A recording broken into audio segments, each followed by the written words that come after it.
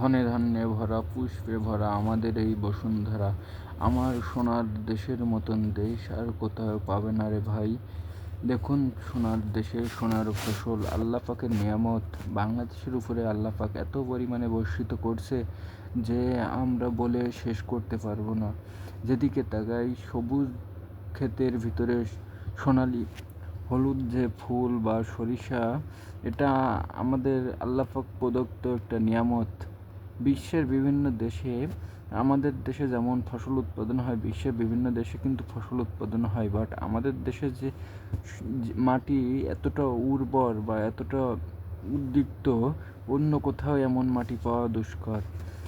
যেদিকে তাকাই সবুজ দিগন্ত জুড়ে ফসলের ক্ষেত আর মাঠ, মাঠ ভরা সোনালি ফসল, কৃষকের মুখে ফোটায় হাসি। আমার দেশটাকে আমি বড্ড বেশি ভালোবাসি।